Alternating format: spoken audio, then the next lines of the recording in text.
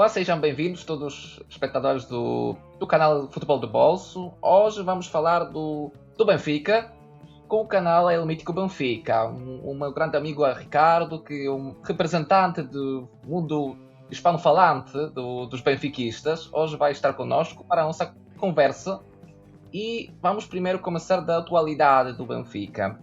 Qual seria a tua avaliação da época do Benfica? O que achas?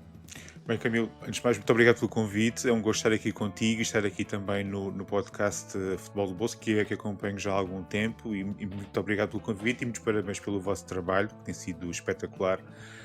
Bem, a época do Benfica, por onde é que eu começo? Foi uma época louca, diria. Há uns dias havia um consórcio que dizia que a época do Benfica foi uma montanha russa. E eu estou muito de acordo com isso. Nós começámos com Roger Schmidt numa altura em que se percebia que Roger Schmidt dificilmente teria futuro. À quinta jornada temos 5 pontos de atraso em relação ao nosso rival e entra um novo treinador, Bruno Lage, que eu acho que foi uma escolha um bocadinho preguiçosa e previsível e não teria sido o meu treinador. E depois foi um Benfica que, tal como é normal no nosso clube, é capaz do melhor e do pior. Vai do 8 ao 80. É capaz de ter jogos extraordinários, como teve por exemplo, com o Atlético Madrid, na Champions, com os 2 jogos com o Futebol Clube do Porto, a própria vitória em Belgrado para a Champions, não sendo um grande jogo, mas foi uma vitória muito difícil num campo muito complicado. E depois é um Benfica que é capaz de pior, de empatar com o AVS, de perder com equipas depois da divisão, fazendo exibições muito deprimentes, dando 45 minutos de avanço aos adversários. Ou seja, é um Benfica que diria que vem muito no seguimento daquilo que tem sido os anos anteriores. Ou seja, é um Benfica que vive, infelizmente, muito convencido que faz tudo bem, do clube que ainda acha que tem tudo, que faz tudo bem, que é o clube dos 10 anos à frente, que é o clube que basicamente atira dinheiro para cima dos problemas à espera que eles se resolvam por obrigação do Divino Espírito Santo. E esta campanha vem muito, esta temporada vem muito no seguimento dessa estratégia, ou melhor, dessa falta de estratégia por parte do Benfica. Foi também um campeonato muito atípico, a verdade é esta, com o Futebol Clube do Porto com muitas dificuldades, está num processo de transformação profunda. Com o Sporting, que tinha um treinador campeão, ficou sem treinador muito cedo e depois andou ali um bocadinho também com alguns problemas, mas acabou por ser campeão e ganhar a taça. E de facto foi uma temporada um bocado estranha, que se calhar podíamos dividir para terminar em 2 planos. No nível externo, eu acho que foi um Benfica que fez os mínimos olímpicos, diria. No Mundial de Clubes passámos a primeira fase e também se calhar não era muito mais expectável que passássemos essa primeira fase em primeiro do grupo, é verdade, sendo que ficou essa boa recordação de ganhar ao Bayern de Munique, finalmente. A nossa besta negra, finalmente ganhamos o jogo oficial ao Bayern de Munique. Na Champions também serviços mínimos, passar a primeira fase e chegar à fase eliminar e perder ante um Barcelona que fez uma temporada muito boa também. A nível interno foi muito pouco. Ganhar a taça da Liga é bom, mas o Benfica tem que querer ganhar tudo em Portugal. E o Benfica nas últimas 5 temporadas ganhou uma taça de Portugal, ganhou um campeonato, uma taça da Liga e uma supertaça em 5 anos. Isto para um clube com a dimensão do Benfica, com a dimensão social histórica, é muito curto. E então eu diria que, no cômputo geral, a avaliação é francamente negativa daquilo que foi a temporada do Benfica. E nas últimas semanas fala-se muito de João Félix. Achas que João Félix precisa do Benfica? O Benfica precisa do João Félix? Eu diria que, tendo em conta aquilo que tem sido a carreira do João Félix nos últimos anos, claramente João Félix precisa mais do Benfica. Claramente. E, aliás, se João Félix tivesse tido uma carreira normal, diria, ele com a qualidade que tem, com o futebol que tem, isso é indiscutível, aos 25 anos de idade não estaria na Liga Portuguesa, não estaria no Benfica. É um jogador que, de facto, tem uma qualidade brutal, Só que a questão é que João Félix é que vamos ter. Se tivermos um João Félix comprometido e com vontade e com fome, eu acho que é uma grande contratação. Agora, tendo em conta que foram os últimos anos de João Félix, tenho receio que não seja essa a opção, que seja essa a situação, digo. Agora, preocupa-me também é o que é que o Benfica quer de João Félix. Essa também acho que é um debate muito interessante para se fazer. O Benfica contrata o João Félix com que objetivo? O que é que se pretende de João Félix? É uma contratação que faz sentido do ponto de vista desportivo? É uma contratação que só é feita porque é ano de eleições, e as eleições aqui vão ter um papel muito importante.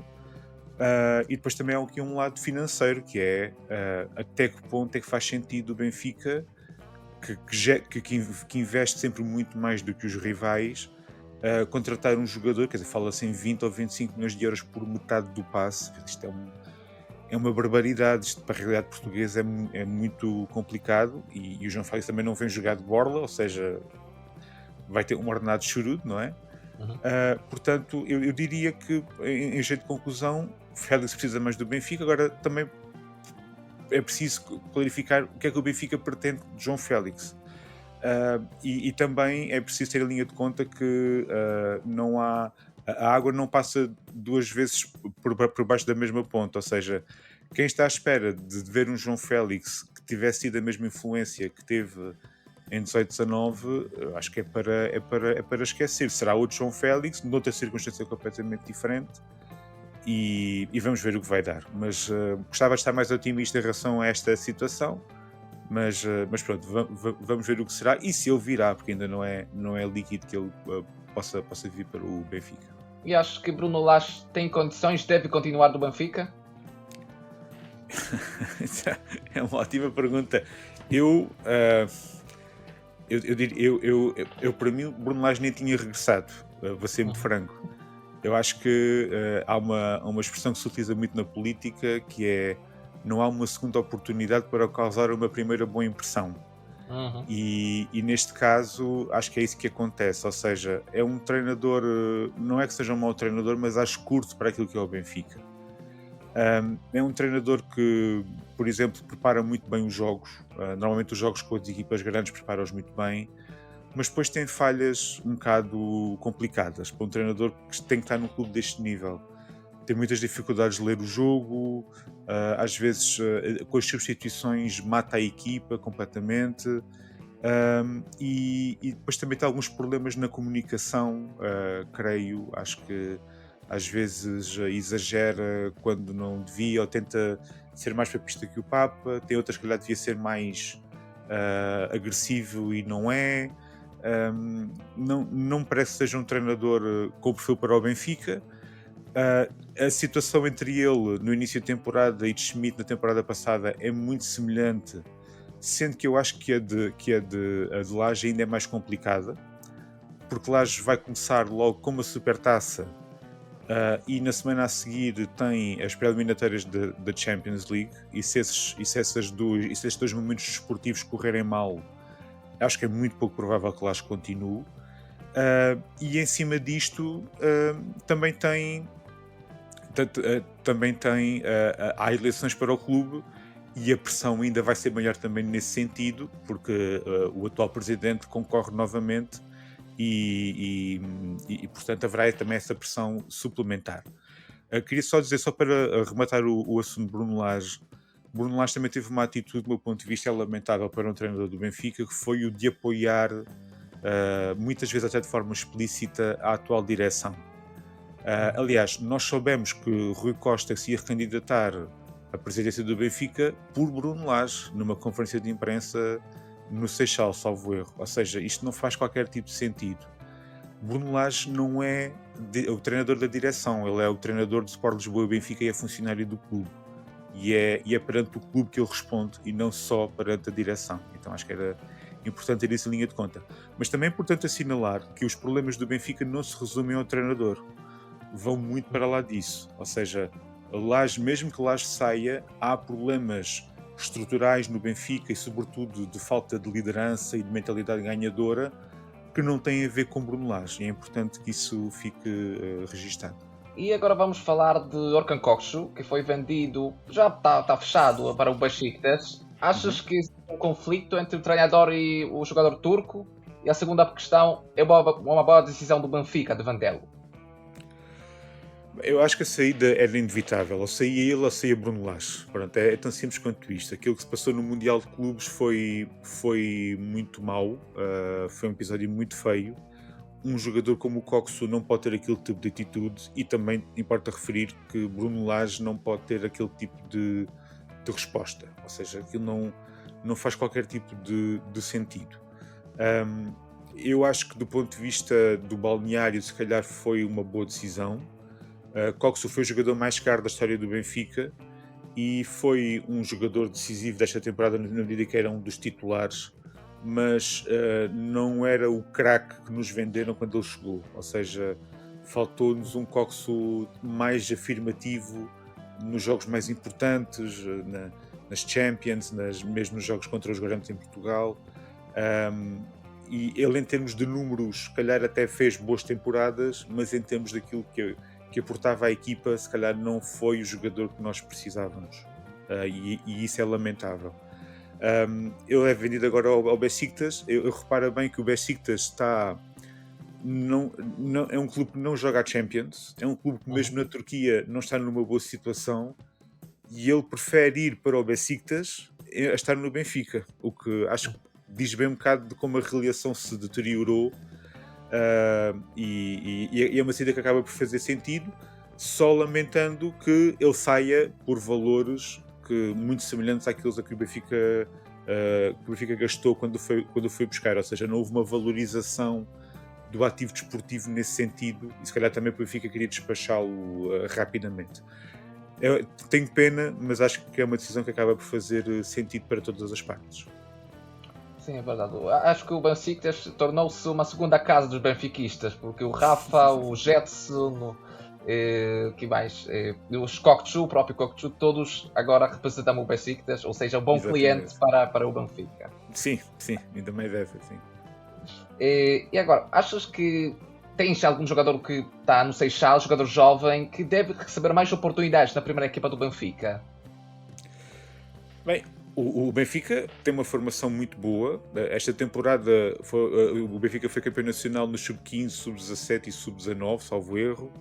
A equipa B terminou na quarta posição da segunda liga, se não estou em erro. Ou seja, há muitas opções no Seixal. E espantou-me um bocadinho com Bruno Lage também a falta de aposta no Seixal, ou pelo menos de uma aposta consistente. Houve jogadores que se calhar podiam ter tido mais oportunidades. O Lieder Santos, que foi dito por Bruno Lage que era uma opção, mas praticamente não jogou, lateral direito, e que falta que nós temos já há muitos anos de um bom lateral direito. Mas há outros que podiam ter jogado mais. O próprio João Rego, acho que tem futebol e tem capacidade para fazer mais. O Diogo Prioste, que é um número 6, muito interessante, que podia ter tido também mais minutos na equipa. O próprio Varela, a ponta de lança da equipa B, que fez uma boa temporada, e o Benfica este ano teve tantas dificuldades com os avançados, também praticamente não foi lançado. Há muitas opções, mesmo a própria equipa sub-17, que emprestou muitos jogadores à seleção campeã da Europa de sub-17, tem ali jogadores de muita qualidade. Ou seja, há ali muito, para não falar do André Gomes, que agora foi emprestado ao Alverca, que é um guarda-redes com um futuro brilhante. Acho que ele tem tudo para ser um dos grandes guarda-redes da próxima geração, da próxima década, digo. O próprio Joshua Winder, um americano que é central, que também me parece muito interessante. O Rafael Luiz fez uma boa temporada e o Benfica tem muita falta de gente no meio campo com qualidade. Ou seja, há muito para onde escolher. O problema do Benfica não é falta de qualidade no Seixal. O problema do Benfica, acho eu, é uma falta de uma estratégia, de uma liderança. É perceber que caminho é que quer seguir. E em relação ao Seixal, esse caminho não está bem definido, parece-me. E de facto é uma pena, porque o Benfica tem uma formação absolutamente espetacular.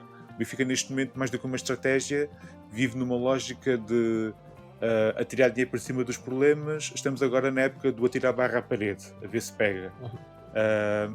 Esta temporada é que esta temporada é que vamos fazer a super equipa, Mas mesmo em anos anteriores, o Benfica investiu muito dinheiro e não foi por isso que teve mais êxito esportivo. Portanto, acho que o Benfica devia ter uma linha mais clara e mais estratégica, deveria apostar muito mais no Seixal, sem qualquer margem para dúvidas, e há matéria-prima para isso.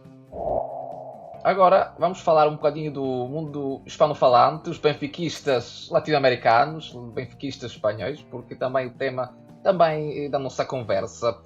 Agora vou dar alguns nomes e queria o teu comentário. Primeiro sobre a saída do Di Maria. Achas que o Benfica tomou uma boa decisão? Acho que sim. Acho que o Di Maria, muita gente responsabiliza o Di Maria pela temporada que fez, mas eu acho que pior do que o Di Maria foi a gestão que foi feita do Di Maria. O Di Maria tem 37, 38 anos neste momento, salvo erro. É um jogador que obviamente não é o mesmo jogador que era há 10 anos, é impossível que o fosse e havia essa consciência, mas é um jogador que tem uma qualidade tal, tem uma capacidade tal de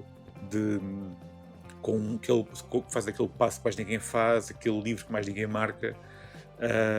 Tinha a possibilidade de fazer calhar podia ter dado mais à equipa, mas acho que não deu, não tanto por ele, mas mais pela gestão que se fez dele. Eu acho que é uma saída que faz sentido, pela idade que ele tem, pelo aquilo que ele dá à equipa, e também para abrir caminho para outros jogadores que temos no Benfica com muita qualidade, como o Prestiani, como o Sheldrup, como o Tiago Gouveia, o próprio Tiago Gouveia. Então, nessa medida, acho que é uma decisão que faz sentido, lamentando muito a saída dele nesta altura, mas acho que era inevitável e para o futuro do Benfica é uma decisão que se compreende perfeitamente. Falaste do Prestiani. O que tem que fazer o Prestiani para receber mais oportunidades? Olha, é uma pergunta ótima que nem eu, se calhar nem muitos benfiquistas sabem responder a ela, vou ser muito franco.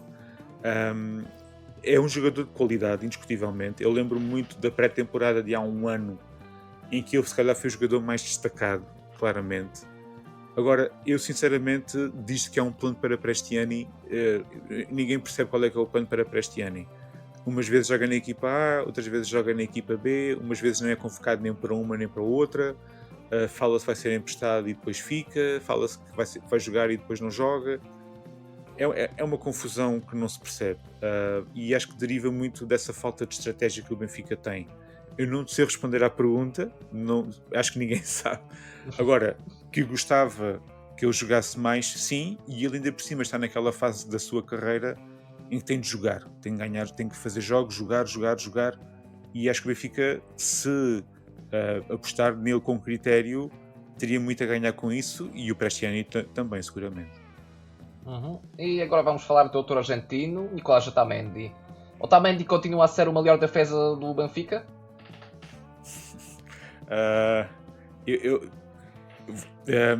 Eu acho que sim.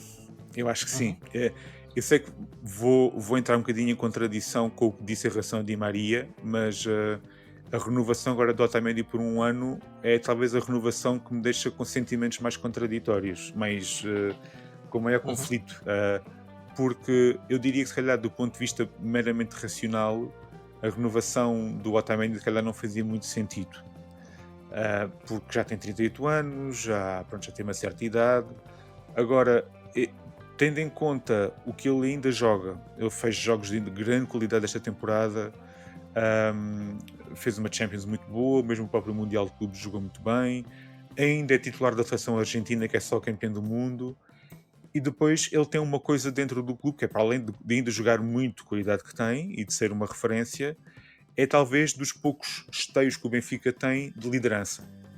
E o Benfica está muito carente de liderança. E então, nessa medida, a manutenção do Otamendi faz sentido e acho que é boa para o clube e para a própria equipa, obviamente. E aqui a última, vai ser difícil substituir Álvaro Carreras. Achas que o novo lateral esquerdo, Rafael Obrador, é uma boa substituição? Está pronto para jogar no Benfica? Olha, não te sei dizer, porque tanto eu como se calhar 90% dos benfiquistas não sabem quem é Rafael Obrador. Aliás, nós no Mítico Benfica, em princípio, vamos fazer um episódio sobre ele, para também nós aprendermos um pouco sobre ele.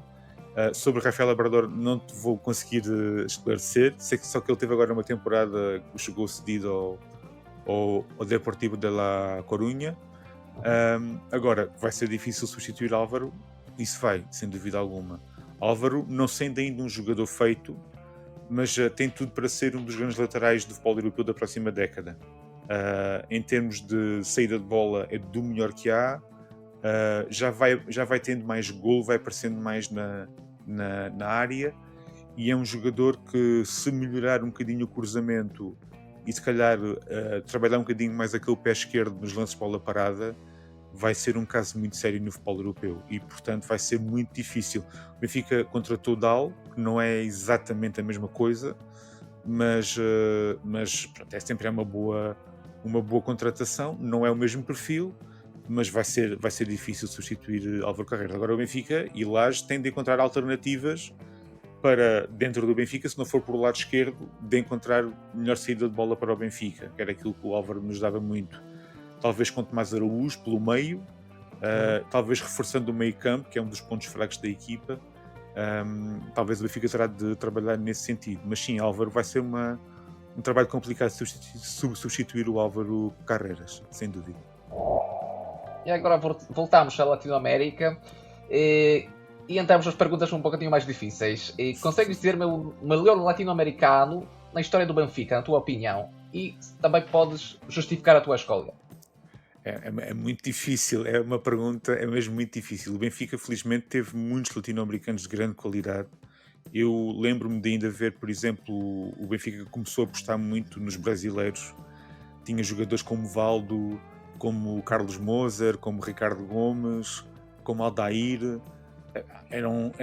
Todos eles eram jogadores de um nível incrível. E nos últimos anos, mais para a América do Sul, mais do mundo hispanohablante, não é? Por exemplo, o Carlos Gamarra, o paraguaio, o central paraguaio, era um dos melhores centrais da época, nos anos 90, aliás, do mundo, nos anos 90. E nos últimos anos, a ligação mais à Argentina. Tiveste um Garay, tiveste um Pablo Aimar, tiveste um Saviola, tiveste um Oscar Cardoso, que era um avançado paraguaio de quem temos muitas saudades hoje em dia. Tiveste Nico Gaetan, tiveste Luizão, tiveste Jonas, tiveste Nolito, tiveste Javi Garcia. Perdão, esses são espanhóis. Estava a ficar entusiasmado, desculpa. Mas eu, se calhar, desses todos, aquele que mais nos marcou talvez tenha sido Pablo Aimar. Era um jogador absolutamente extraordinário, dentro do campo e fora do campo. E de facto, o Pablo Aimar que chega ao Benfica não é o mesmo que era no Valência, mas era um jogador, se calhar, muito mais cerebral, muito mais inteligente, muito mais consciente da sua qualidade e que tinha e era um fora de série. Consta que havia quando ele esteve no Benfica, foi treinado por Jorge Jesus. O Jorge Jesus é um treinador muito obsessivo com a posição dos jogadores. Então consta que ele nos treinos dizia que o jogador não podia estar ali, tinha que estar meio metro ao lado, e que aquele jogador tinha que estar alinhado com aquele, mas tinha que estar 10 centímetros à frente. E ele, com o Pablo Aimar, consta que nos treinos dizia: pois, eu a ti não tenho que dizer nada, não é?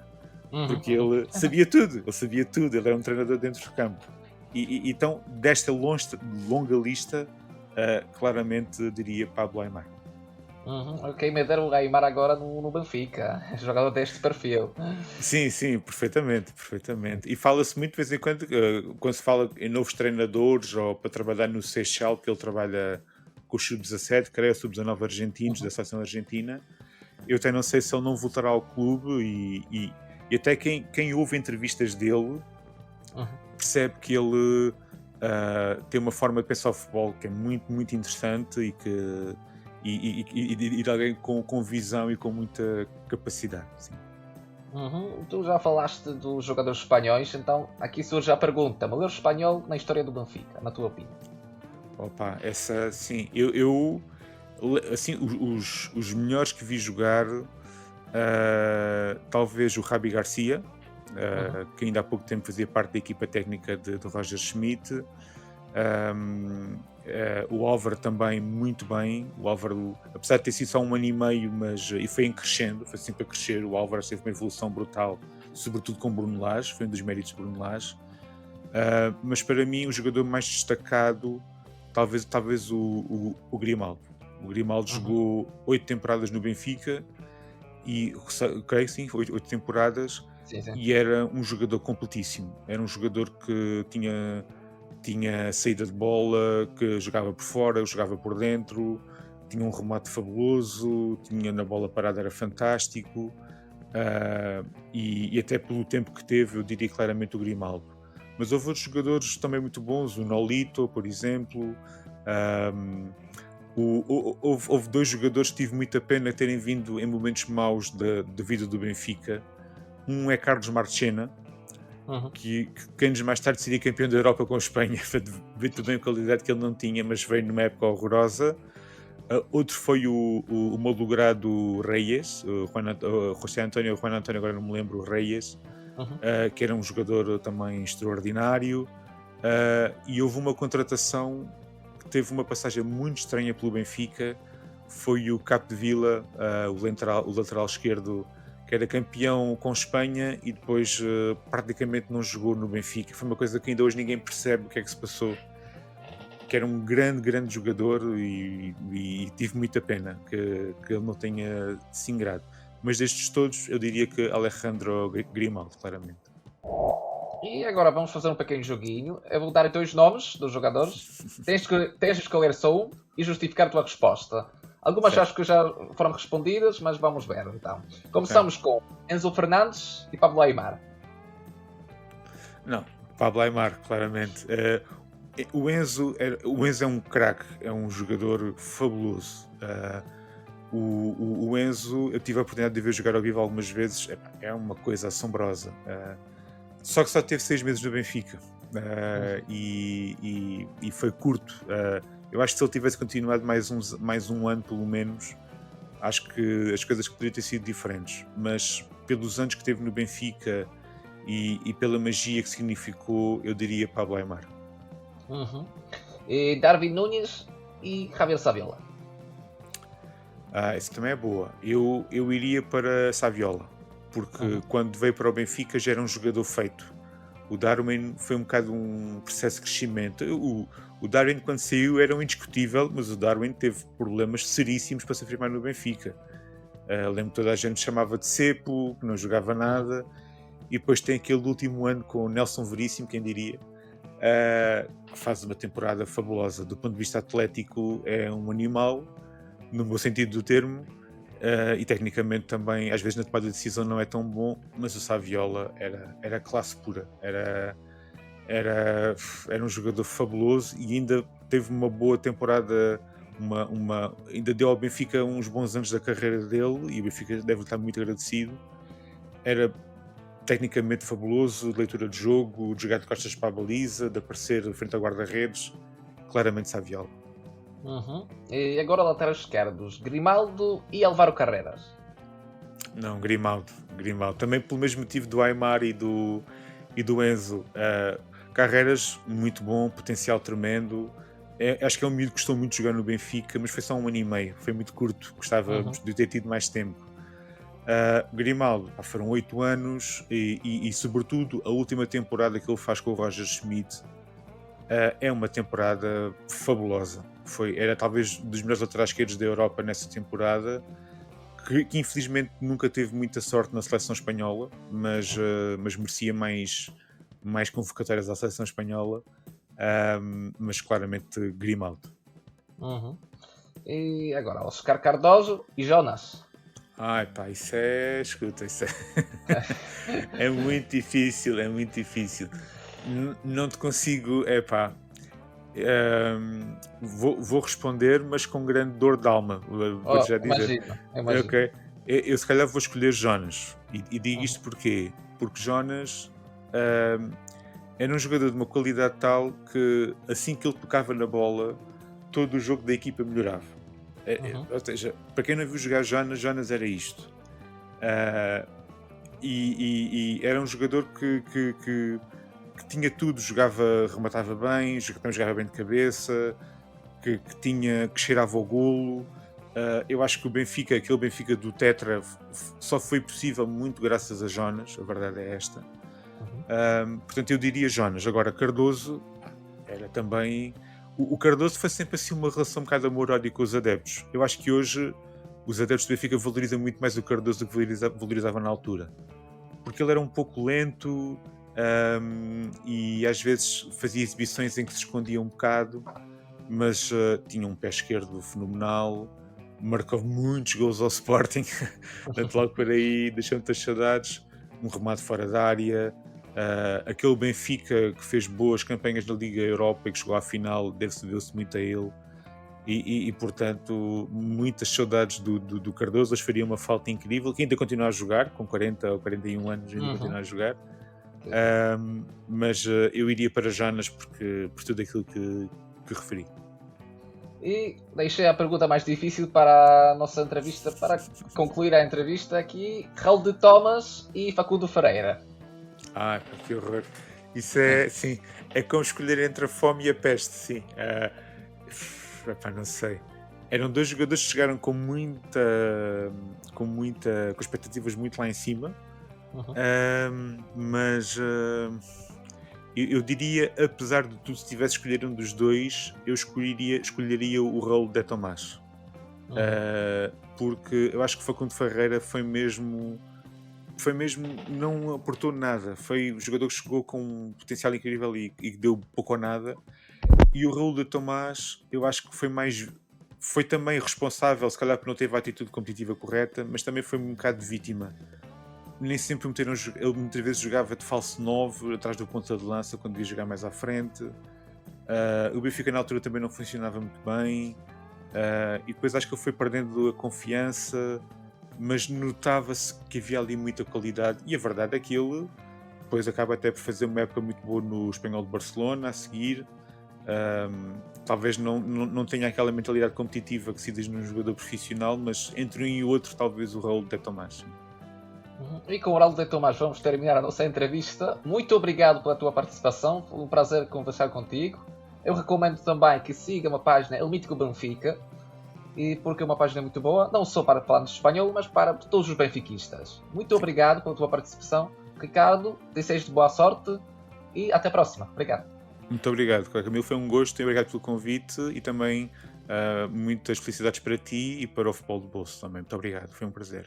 Obrigado.